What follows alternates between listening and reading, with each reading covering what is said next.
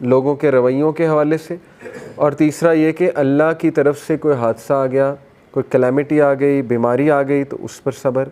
تو یہ ہے فصبر جمیل.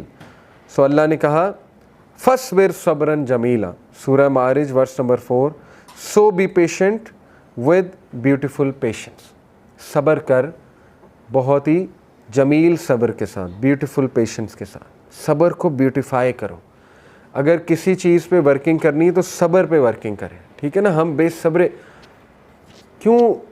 ایک اسکالر کہتے تھے ڈاکٹر صاحب رحمہ اللہ کہ اگر آپ ایک شخص سے مدد مانگیں اور وہ آپ کی نہ کرے، اور آپ دوسری بار مانگیں پھر بھی نہ کرے، تیسری بار مانگنے چلے جائیں، تو وہ شرک ہے.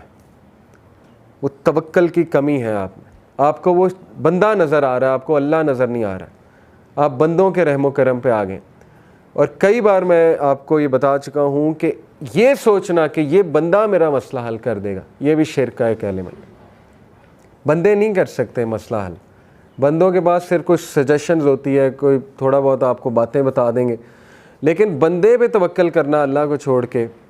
میں نے کئی بار دیکھا ہے لوگ ویٹ کرتے ہیں، ایک ایک مہینہ ویٹ کرتے ہیں کہ میں بس کسی طرح بات کر لوں میرا مسئلہ حل ہو جائے گا. ایسے نہیں ہوتا ہے. وہ اللہ ٹیسٹ کر رہا ہے آپ کو. میں نے تو آپ کو واقعہ پورا سنایا کہ بنی اسرائیل کو حکم دیا گائیں ذبح کرو، جاؤ. کوئی بھی گائیں ذبح کر لیتے ہیں، مسئلہ کس نے حل کرنا تھا؟ اللہ نے. وہ کن کمپلیکیشنز میں پڑ گئے، کلر کیا ہونا چاہیے، گائیں کیسی ہونی چاہیے، پریگننٹ ہونی چاہیے یا نان پریگننٹ ہونی چاہیے، وغیرہ وغیرہ. اللہ نے کہا ٹھیک ہے پھر اب میں اور مشکل بناتا ہوں ان کے لیے. اور وہ اتنا مشکل ہو گیا، پھر کہاں سے لائے وہ.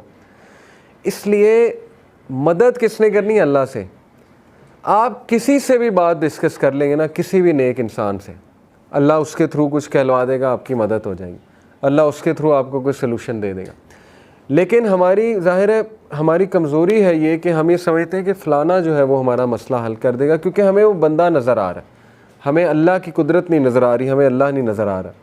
اینی تو یہ بھی بہت ضروری ہے کہ آپ مشورہ کر سکتے ہیں، بالکل کر سکتے ہیں ایکسپرٹ سے، لیکن یہ کہ اس پہ توکل نہ کر لیں، اس ایکسپرٹ پہ توکل نہ کر لیں کہ یہی میرا مسئلہ جو ہے وہ حل کرے گا. ٹھیک ہے جی. اسی طرح اللہ سبحانہ و تعالیٰ نے صبر کو لیڈرشپ کا ایک ایٹریبیوٹ قرار دیا ہے. اگر آپ نے لیڈر بننا آپ کو صابر بننا پڑے گا، ورنہ آپ لیڈرشپ نہیں سنبھال سکتے. کسی بھی چیز کی آپ لیڈرشپ نہیں سنبھال سکتے. اللہ تعالیٰ سورہ سجدہ کی آیت ہے، اللہ ایک قوم کے بارے میں کہہ رہا ہے کہ ہم نے پھر ان میں سے لیڈرز پیدا کیے جو کہ ہمارے حکم کے مطابق کرتے تھے سارے کام. کب؟ لما صبروا، جب انہوں نے صبر کیا. صبر سے لیڈرشپ ملی انہیں. وَكَانُوا بِآيَاتِنَا يُوقِنُونَ، اور وہ ہماری آیات کے بارے میں یقین کیے ہوئے تھے. They were absolutely certain of our verses. یقین تھا ان کے پاس. تو یقین اور صبر یہ لیڈرشپ کی کوالٹیز ہیں. اسی لیے ابن تیمیہ رحمہ اللہ نے کہا نا، with patience and certainty of faith one can achieve leadership in religion. Patient سے اور یقین سے انسان کو لیڈرشپ دیتا ہے اللہ تعالیٰ ریلیجن میں. Most importantly, practicing patience in all of these aspects is the only way we can complete our faith and guarantee protection for ourselves from loss in this life and the hereafter. اور سچ بات یہی ہے کہ صبر کے علاوہ کیا بھی کیا جا سکتا ہے. وہی بات ہے نا ایکسیپٹنس. 6 stage of grief کیا ہے؟ ایکسیپٹنس. یا ایکسیپٹ کر لیں یا پھر اللہ معاف کرے جنگ لے لیں، اللہ سے جنگ مول لے لیں. ٹھیک ہے نا. جیسے ایک بچہ تھا، اس کے فادر کی ڈیتھ ہو گئی برین ہیمریج سے. بڑا ہیپی فیملی تھی. میرے سینئر کا بھائی تھا چھوٹا، وہ ہضم ہی نہیں کر پایا، یقین ہی نہیں آیا اسے، یقین ہی نہیں آیا. بہرحال نہیں ایکسیپٹ کر رہا تھا اور کافی زیادہ ناشکری کے الفاظ. ظاہر ہے بہت بڑا غم تھا.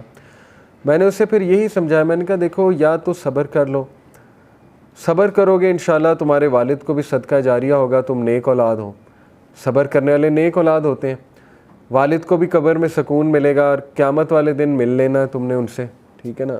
جنت میں تو تم نے اکٹھے ہونا ہی ہے ان کے ساتھ. دوسرا یہ کہ اللہ سے جنگ مول لے لو، نہ ایکسیپٹ کرو اسے. ٹھیک ہے نا. نمازیں چھوڑ دو، سب کچھ چھوڑ دو. اس کا تمہارے والد کو بھی کوئی فائدہ نہیں ہوگا، اور کل کو اللہ معاف کرے پتہ نہیں ان سے وہاں ملاقات ہوگی یا نہیں ہوگی. تو اٹ ورکڈ. یہ بات اسے سمجھ میں آ گئی. تو ایکسیپٹنس اچھی بات ہے. انسان جو ہے وہ اپنی نہ صحت برباد کرے، نہ ہی اپنے آپ کو اتنا کوسے، نہ ہی اللہ تعالیٰ سے ناراضگی شو کرے.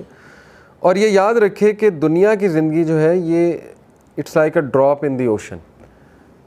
تو ایک ڈراپ جو ہے اگر وہ خراب ہو گیا ہے, خدا نہ خواستہ اگر آپ سمجھتے ہیں آپ کی زندگی بہت ہی خراب ہے, تو سمندر میں ایک ڈراپ خراب ہو تو کیا فرق پڑتا ہے؟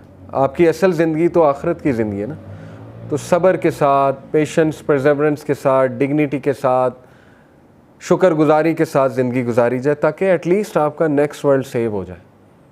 یہ ہے اصل میں عقل مندی, اور اس کے لیے بہت زیادہ آپ کو قرآن مجید کی تلاوت, تقویت, نالج, اللہ کے بارے میں نالج, تاکہ آپ گراؤنڈیڈ, ویل گراؤنڈیڈ رہیں, آپ ہلیں نہ اس جگہ سے, اس کی بڑی ضرورت ہے.